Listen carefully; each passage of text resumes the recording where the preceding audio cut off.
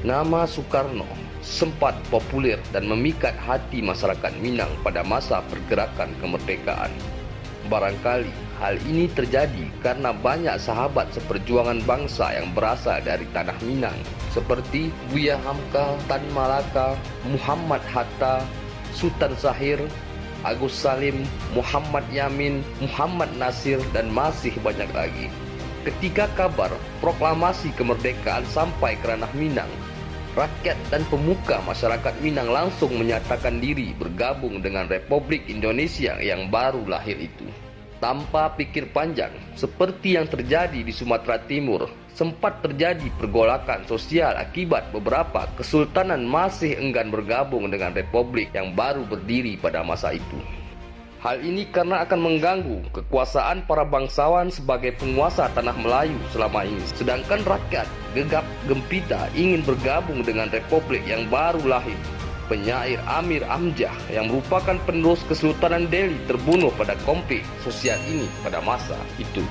Barangkali ada dua penyebab masyarakat Minang dengan senang hati bergabung dengan bayi Republik Indonesia. Pertama, banyaknya putra Minang yang berjuang mendirikan Republik Indonesia di Batavia bisa disebut ranah Minang sebagai gudang pahlawan besar sewaktu kemerdekaan. Dan yang kedua, tidak seperti Sumatera Timur masih ada Kesultanan Delhi, Kesultanan Langkat, Kesultanan Asahan, Kesultanan Serdang yang mempunyai kekuasaan penuh sebelum kemerdekaan Indonesia. Sedangkan di ranah Minang pada masa itu nyaris tidak tersisa lagi kerajaan maupun kesultanan, bahkan sudah sejak lama. Jadi tidak ada bangsawan yang merasa kehilangan kekuasaan karena bergabung dengan Republik Indonesia yang masih bayi yang baru lahir. Bung Karno juga diterima sebagai orang Sumando ketika ia kepicut kepada gadis Minang, putri tokoh Muhammadiyah yang tinggal di Bengkulu.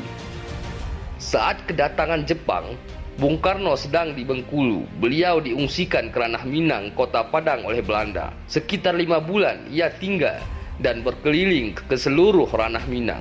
Saat berkunjung ke perguruan Darul Funun El Abbasiyah, Padang Japang 50 Koto, Syekh Abbas, ulama Minang ini memberikan saran kepada Soekarno jika negara yang diperjuangkannya kelak tercapai, jangan lupa konsep ketuhanan menjadi salah satu dasar negara. Sila pertama. Pasca proklamasi, perang terus berkecamuk karena agresi militer yang dikerahkan Belanda untuk menguasai kembali Indonesia. Masyarakat Minang pun tak luput mempertahankan kemerdekaan. Bahkan ketika Soekarno dan Hatta ditawan dari Jogja sebagai pusat pemerintahan berhasil dikuasai Belanda, tokoh keturunan Minang Saripudin Prawiranegara mendirikan pemerintahan darurat Republik Indonesia di Bukit Tinggi untuk mempertahankan kemerdekaan yang baru diraih.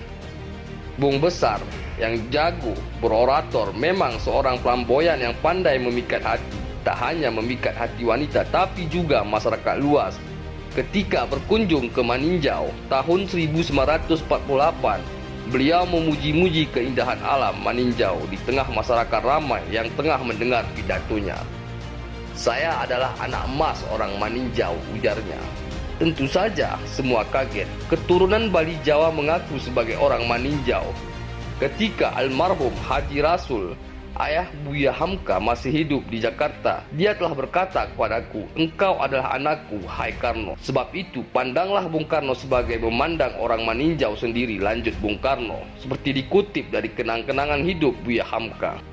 Begitulah cara Bung Karno memikat hati rakyat. Hamka yang masih tinggal di ranah Minang kala itu menghadiahkan Bung Karno sebuah puisi yang sangat indah pada pertemuan itu dengan judul "Sansai Jua Ku Sudahnya". Sebelum Bung Karno bertolak ke Jakarta, puisi yang menyatakan kebanggaan masyarakat Minang kepada Bung Karno. Namun lambat laun masyarakat Minang kecewa pada insinyur ITB, kolektor lukisan ini.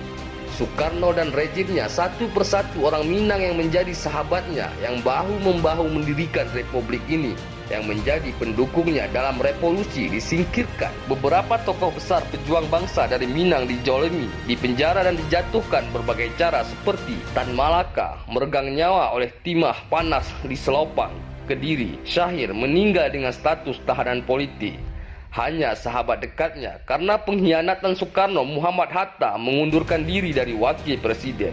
Muhammad Nasir dan Buya Hamka dipenjara tanpa pengadilan, diinterogasi secara tragis, dan terakhir Fatmawati yang telah berusaha payah mendampinginya memilih meninggalkan istana ketika dikhianati oleh Bung Karno dengan menikah lagi dengan Hartini tahun 1954. Puncak kekecewaan masyarakat Minang ketika PRRI di Sumatera Tengah yang berpusat di Ranah Minang meletus.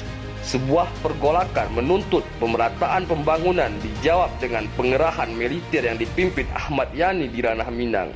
Puluhan hingga ratusan masyarakat Minang menjadi korban kekejaman oleh rejim Soekarno.